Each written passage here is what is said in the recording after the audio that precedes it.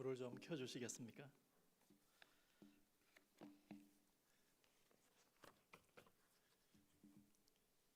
네, 불을 켜주셔도 괜찮겠습니다. 새로운 학기가 시작하고 3주차가 되었죠. 우리 액션신대원에 입학하신 우리 신입생 여러분, 그간 3주 동안의 학교 생활이 어떠셨습니까? 다들 잘들 적응하고 계십니까?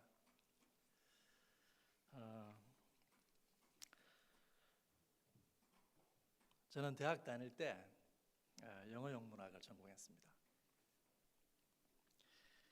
제가 영문학 시간에 읽은 소설들, 시들, 희곡들, 산문들이 많은데, 제가 대학 시절 읽은 많은 영어로 된 글들 가운데 제게 지금까지 가장 오래 남아있는 글이 20세기 영국의 소설가 A.J. 크로닌이 쓴 천국의 열쇠라고 하는 소설입니다.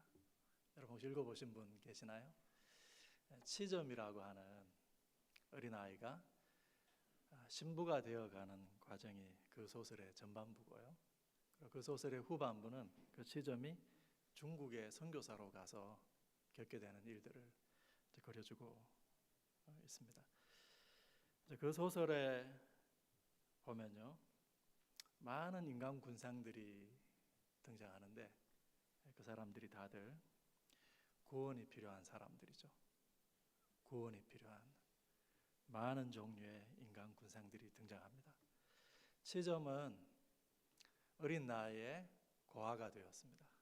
엄마, 아빠가 같은 날 홍수가 나서 물에 빠졌는데 나오지를 못했습니다. 어린 시절부터 자기 죄 때문이 아니라 누구의 죄 때문도 아니고 지독한 고통에서부터 건진받아야 되는 사람들이 있는가 하면, 지독한 죄책감에서 혹은 외로움에서 수치로부터 건진받아야 되는 사람들도 있죠. 그런가 하면 교만과 편견과 허영에 붙잡혀가지고 도무지 자기 자신으로부터 헤어나오지 못하는 사람들도 그 소설에 등장합니다. 이 모든 사람들에게 구원이 필요하죠. 그들에게 천국이 필요한데요, 그 책 제목이 천국의 열쇠라고 제가 했잖아요. 그들에게 필요한 이 천국의 열쇠를 쥐고 있는 사람은 누구일까요? 구원은 하나님의 것이고 천국도 하나님의 것이죠. 그러나 그 하나님은 그 천국의 열쇠를 구원이 필요한 그 사람 옆에 있는 누군가에게 주신다.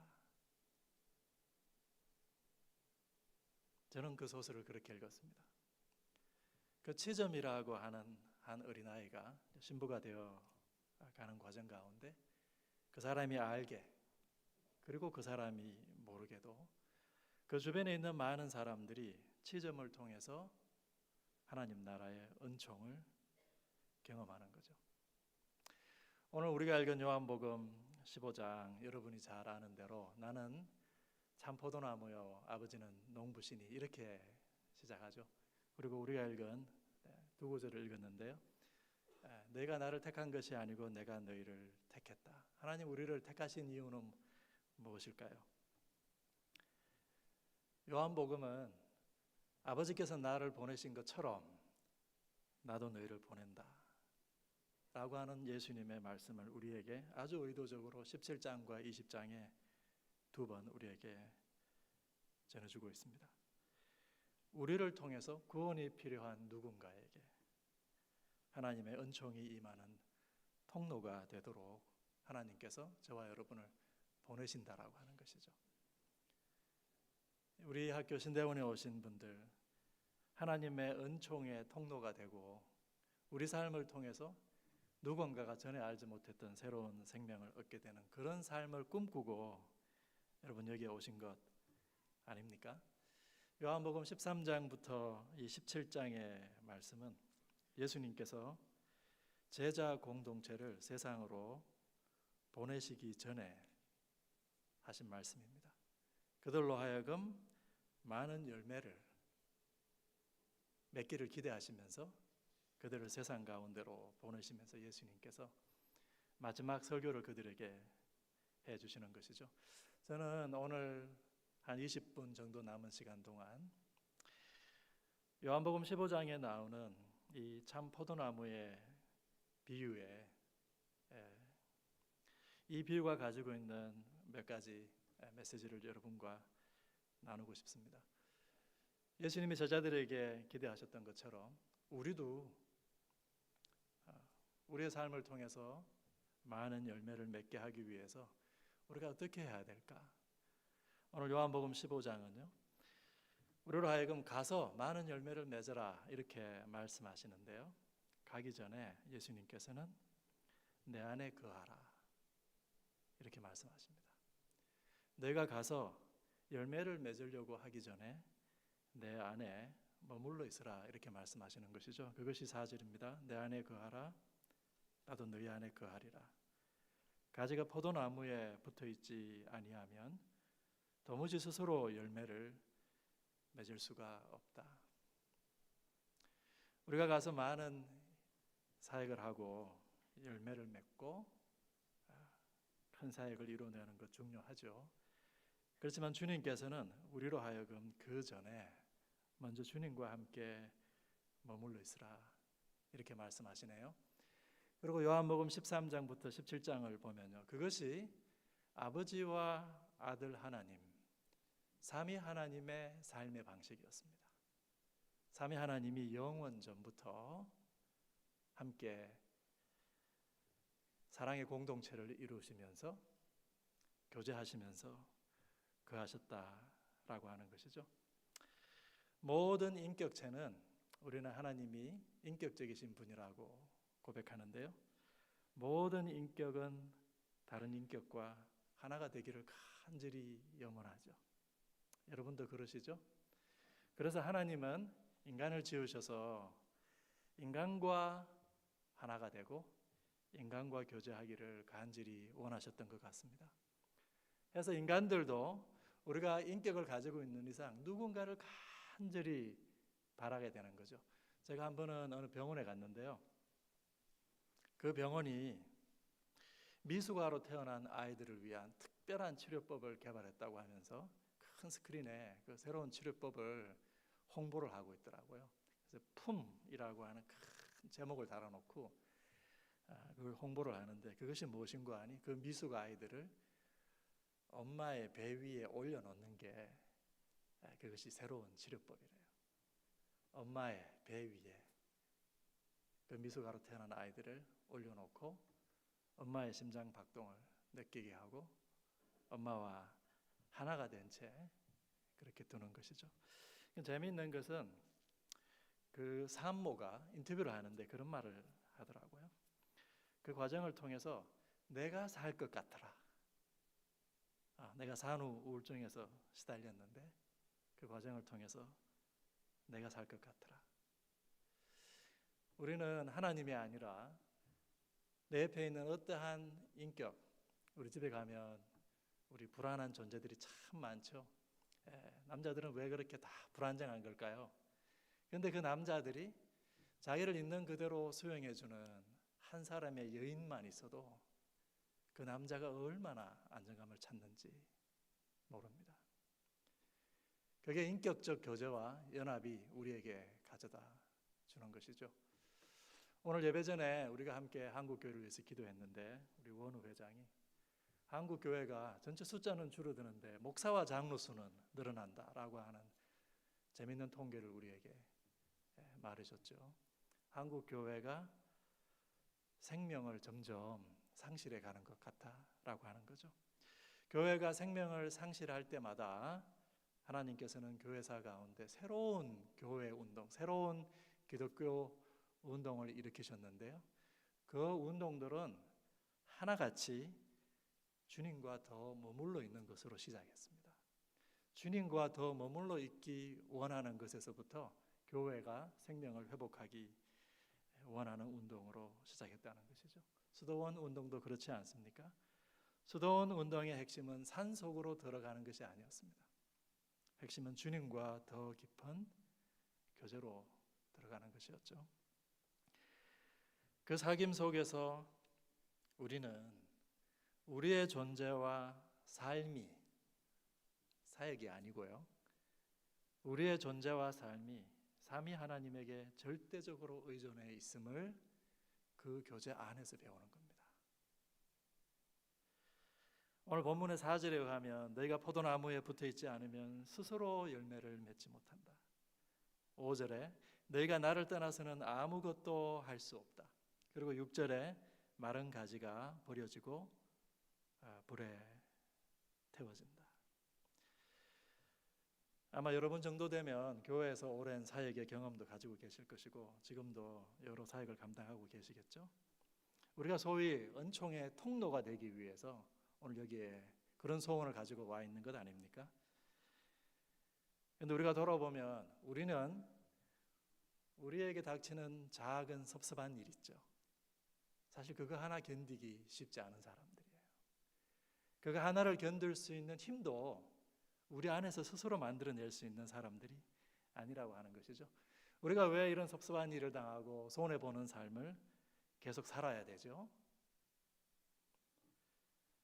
그런 삶의 목적과 그 삶의 힘이 도대체 어디에서 나오는 것일까요? 주님께서는 내 안에 거하라. 오늘 본문에서 우리에게 이렇게 말씀하고 계십니다.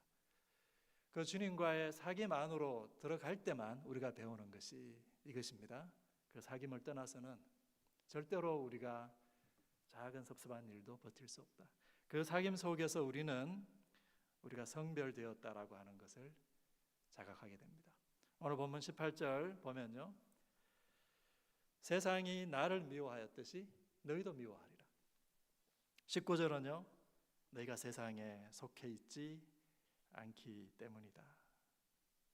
우리가 주님과의 사귐 속에 있을 때 우리가 발견하는 것은 우리가 세상에 속해 있지 않다라고 하는 것을 발견하게 되는 겁니다. 저는 대학 시절부터 기독교 동아리들, 기독학생 운동 같이 참여하면서 그 가운데 있는 우리 친구들이 계속 고민했던 것들이 있는데요. 영혼 구원하고 이 사회 참여 있죠. 그 중에 어느 것이 옳은가에 대한 고민들을 참 많이 했는데요. 제 주변은 양쪽 친구들이 사실 이제 다 있습니다.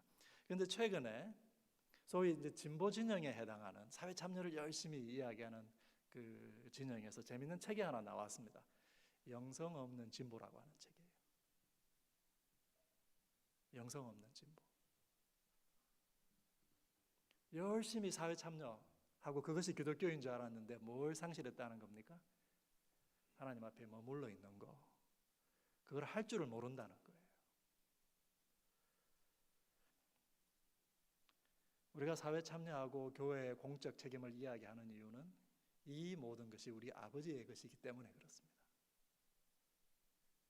주님과 머물러 있을 때 이 모든 것이 우리 아버지에게 속한 것입니다 라고 하는 고백에서 세상에 대한 안타까움과 세상에 대한 사랑이 거기에서부터 흘러나온다. 하나님 앞에서 다 같이 머물러 있기를 함께 실천했으면 좋겠습니다.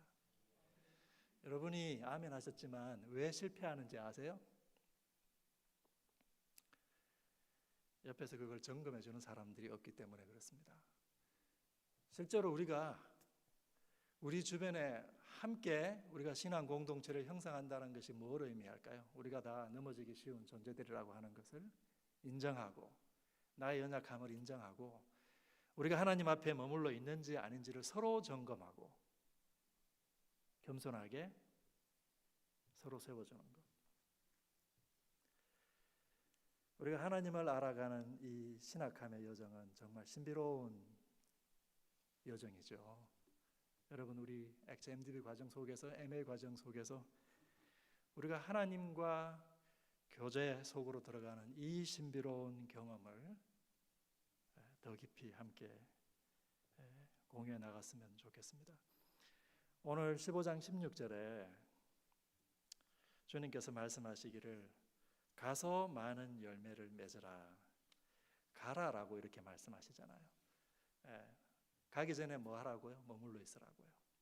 그런 다음에 가서 열매를 맺으라 이렇게 말씀하셨는데, 저는 이 비유를 읽을 때 조금 이해가 되지 않는 것이, 우리가 가지로서 포도나무이신 예수님에게 붙어 있잖아요.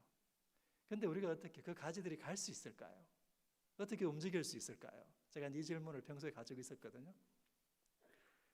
그런데 마이클 고만이라고 하는 신학학자가 아주 재밌는 설명을 우리에게 해줬습니다. 저는 꽤 신빙성이 있다고 생각하는데요. 우리가 주님에게 붙어 있으면 주님께서 어디론가 가시고 계시기 때문에 끊임없이 그분이 경계를 넘어서 구원의 은총이 필요한 사람들에게로 가시기 때문에 우리가 주님께 붙어 있는 한 주님과 함께 어디론가 가고 있는, 경계를 넘어가고 있는 우리 자신을 발견하게 된다라고 하는 겁니다.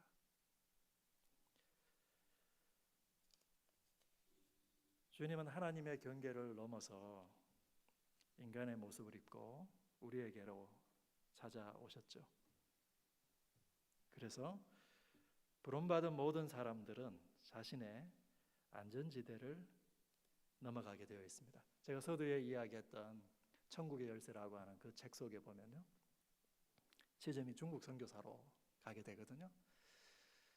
가기 전에는 거기에 큰 교구가 이제 형성이 되었고, 이제 가면은 뭐 성도 수가 몇 명이고 예배당이 어느 정도 규모고 보고를 받고 갔단 말이에요. 이제 가 보니까 성도는 하나도 없고 예배당은 지붕이 없어요. 폐허가 돼가지고 벽만 남아 있는 거예요. 이걸 어떻게 하나? 내가 다시 영국으로 돌아가야 되나라고 고민하면서 그 허물어진 성전의 예배당의 벽 한쪽 귀퉁이에 몸을 붙이고 잠을 청하고 있는데, 저기 강 아래쪽에 까마귀 떼가 막 너무 시끄럽게 울고 있어요. 그래서 내려가 보니까 어느 우물이 하나 있는데 그 우물 속에 이제 태어난 지 얼마 안 되는 여자아이 시체가 거기 빠져 있는 거예요. 그 아이를 건져가지고 예배당 한쪽 귀퉁이에 묻어주고 시점이 하나님께 기도합니다. 하나님이 나를 보내신 곳이 이곳이군요. 거기서부터 치점의 중국 사역이 시작합니다. 치점이 평생 중국에서 자기의 선교 사역을 마친 다음에 마지막에 이 치점이라고 하는 친구가 찾아가는 그 소설의 끝이겠죠. 그것이 누구인고 하니, 자기 어릴 때 소꿉친구가 있거든요. 로라라고 하는 그 소꿉친구가 있는데, 그 소꿉친구가 어붓 아버지의 딸을 낳아요. 그리고 그 딸아이가 또 사생아를 낳았는데 그 아이가 곱추로 태어나요. 그래서 마지막에 치점이 한 번도 얼굴을 보지 못한 그 아이에게로 가요. 치점의 일생은 그 곱추로 태어난, 지금까지도 사르이 받은 거 꼬깃꼬깃 모아가지고 계속 영국으로 이 아이의 가디안에게 이제 그걸 보내줬겠죠. 그래서 그 아이를 만나죠. 나를 다시 영국으로 하나님이 인도하신 것은 이 아이 때문이었군요. 치점이 그 아이를 보는 순간 고백하는 말입니다. 성령께서 우리에게 역사하고 있다는 증거. 성령은 우리를 누군가에게로 이어주시는 영이죠. 성령이 우리에게 역사하시면 우리는 끊임없이 어떤 경계를 넘어서 우리를 타자에게로, 구원이 필요한 누군가에게로 이끌어 가시는 하나님을 경험하게 될 것입니다. 그 과정 가운데에서 반드시 우리는 자기 부인을 경험하게 되겠죠. 생물학적 존재의 특징은 절대로 자기 부인을 할 수 없다라고 하는 것입니다. 우리는요, 좋은 일을 하되 내가 하고 싶은 좋은 일을 내가 원하는 방식으로 내가 원하는 때에 하고 싶은 사람들이잖아요. 여러분 그렇지 않습니까? 그러고는 좋은 일 했다라고 이야기하고 싶은 사람들이 우리죠. 성령은 우리에게 우리가 부인해야 될 욕구, 생각, 버릇이 무엇인지 우리에게 말씀해 주십니다. 우리가 자기를 부인하고 주님과 함께 경계를 넘을 때 그것이 힘든 일이지만 우리 삶에 놀라운 감동이 있는데요. 우리를 통해 사람들이 살아나는 감동이 있습니다. 우리를 통해 하나님의 구원의 은총이 임하고 그 사람들이 살아나서 요한복음이 이야기하는 것처럼 많은 사람들로 하여금 생명을 얻게 하려 함이라. 그 감동이 있는 것이죠. 16절에 가면 예수님께서 가서 열매를 맺으라 이렇게 말씀하셨거든요. 생각해보면 포도는요 절대로 나무 둥치에 맺히는 법이 없습니다. 포도는 나무 둥치가 아니라 꼭 어디에 열리나요? 가지 끝에 열리죠. 예수님은 나는 참 포도나무요 너희가 가지다 이렇게 말씀하셨죠. 우리가 이 땅 가운데 살면서 우리가 이미 경험한 관계의 파괴와 소외와 두려움, 자기 비하 그리고 많은 고통들, 우리가 그것이 무엇인지 알고 있는 구원이 필요한 많은 현실들 가운데에서 그 속에서 구원이 필요한 사람들, 그 사람들을 주님께서 그 사람들에게로 우리를 이끄시고 현실의 삶 가운데에서 우리를 통하여 하나님께서 천국을 열어주신다라고 하는 것이죠. 포도 열매는 나무 둥치가 아니라 그래서 꼭 가지 끝에 열린다는 겁니다. 가지를 통해 열매가 맺히지만 반드시 열매는 포도나무의 뿌리로부터 양분을 공급받는 거죠. 그 열매가 생명을 얻고 더 자랄 수 있는 것은 가지 때문이 아니라 뿌리 때문에 그렇죠.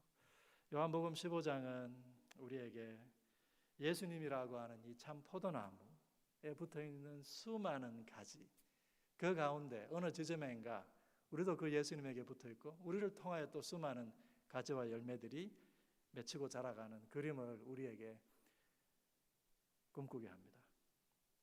그 속에서 우리는 다른 가지들을 지탱해주고 견디고 함께 자라가죠. 그게 항상 쉬운 일일까요? 제가 천국의 열쇠 이야기 하나만 여러분에게 대해줄까요? 괜찮습니까 여러분? 그 천국의 열쇠 보면요, 치즈미 중국 가서 사회 가는데 수녀들이 왔습니다. 그 중에 베로니카라고 하는 수녀가 있는데 치점은 제가 이야기했죠. 날 때 어릴 시절부터 고아로 자랐습니다. 권이라고 하는 조금도 없는 시골 신부입니다. 근데 베로니카는 이탈리아 귀족 집안의 출신이에요. 굉장히 권위 있고 그럴듯한 신부를 기대하고 왔는데 치점을 만난 거죠. 못마땅한 거죠. 그래서 이 사람이 시종일관 치점을 매우 쌀쌀맞게 이제 굴거든요. 근데 그러는 중에 두 사람이 함께 사역을 하는 중에 로마에서부터 이 치점이 사역하고 있는 이 중국의 선교지를 시찰하도록 신부한 사람을 보내요. 그 사람이 누구냐 하면은 안셈이라고 하는 치점의 어릴 적 친구예요. 이 안셈이라고 하는 친구는 어떤 친구냐? 어릴 때부터 소꿉놀이를 할 때부터 하얀 신부복을 입고 나오는 친구였어요. 매우 출세지향적인 친구였습니다.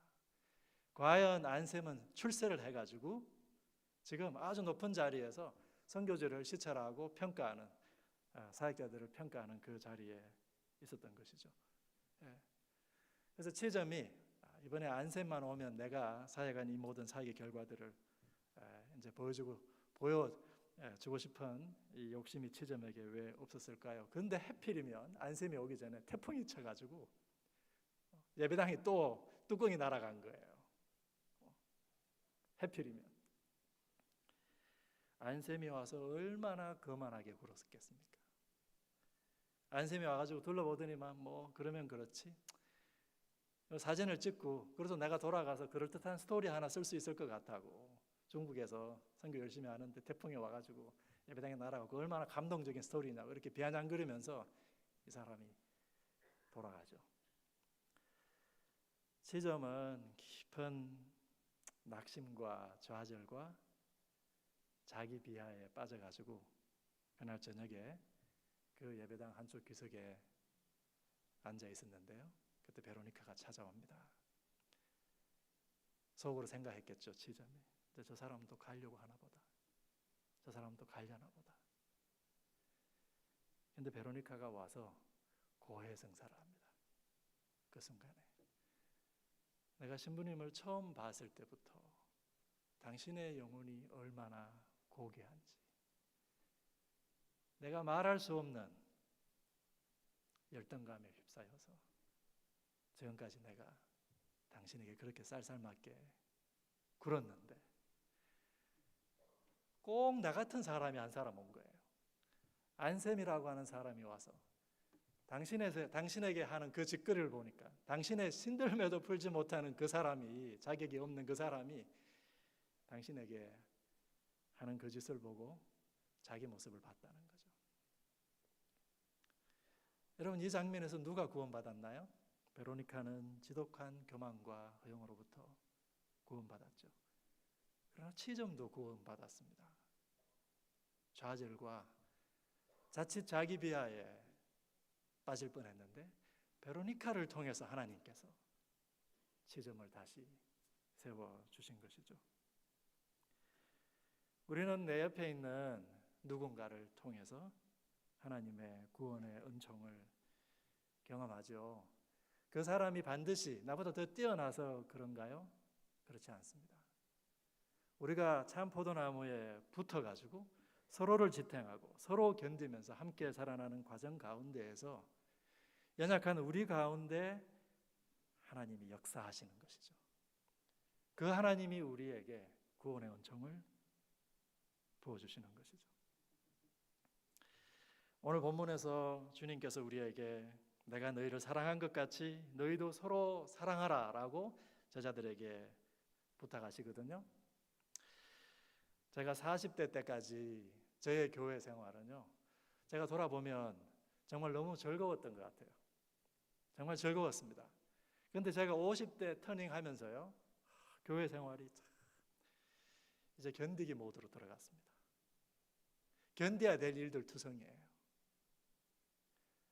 여러분, 사랑한다라고 하는 것이 무엇인가요? 바울은 고린도전서 13장에서 그 사랑의 특징을 가장 먼저 사랑은 오래 참고 이렇게 얘기하잖아요. 우리가 함께 붙어 있으면서 서로를 지탱하고 서로를 견뎌가는 과정 가운데 하나님께서 우리 가운데 역사하시는 것이죠. 많은 부분 사랑은요, 서로 견디는 것입니다. 여러분, 그렇지 않습니까? 이 안에서 우리가 함께 견디고 있는, 우리에게 붙어 있는 다른 가지들, 다른 열매들이 꽃피도록 그들을 돌보고 섬겨야 될 책무가 있습니다. 제가 바라기는 우리 액체에 속해 있는 모든 우리 원우들, 여러분 다 꽃피셨으면 좋겠어요. 여러분 다 꽃피셨으면 좋겠습니다. 하나님은 그분이 지으신 모든 피조물이 꽃피기를 기대하시고 그들에게 찾아오셔서 그들의 유익을 위하여 자기를 낮추시는 분이시죠. 제가 학교에서 교회에서 많은 사람들을 만나보면요, 조금만 도와주면 그 다음 단계로 나갈 수 있는 사람들이 있어요. 조금만 도와주면 꽃필 수 있는 사람들이 있다라고 하는 것이죠. 여러분, 우리 주변에 그런 분들이 어떤 분들이 계신지, 주님께서 우리를 어디로 이끄시는지 우리가 한 학기 동안 우리를 사용하시는 하나님을 함께 기대했으면 좋겠습니다. 우리가 사랑할 때 주님께서 말씀하시네요. 내 기쁨이 너희 안에 있어 너희 기쁨을 충만하게 한다. 사랑할 때 우리 가운데 주님의 기쁨이 임하는 거죠. 저희 아이들은 우리 학교 안에 있는 작은 대안학교에 다니는데요. 우리 교회 식구들이 만든 작은 교육 공동체입니다. 그 과정에 중등 과정 아이들이 이제 같이 노래를 만들었거든요. 함께 가자라고 하는 노래인데 나의 속도에 맞춰서 그러나 함께 가자라고 하는 내용의 노래예요. 그리고 그 노래 끝에 아이들이 직접 이 노래를 만들어서 그 음반을 만들었는데 그 노래 끝에 마지막 내레이션이 나와요. 그 내레이션이 뭔가 하니 우리는 가끔 넘어지고 자주 행복할 거야. 이게 마지막 내리신입니다. 우리가 주님을 따른다고 해가지고 넘어지지 않습니까? 우리가 서로 사랑한다고 넘어지지 않을까요? 넘어지죠. 그렇지만 우리가 주님을 따르고 우리가 서로 사랑한다면 우리가 행복할 겁니다.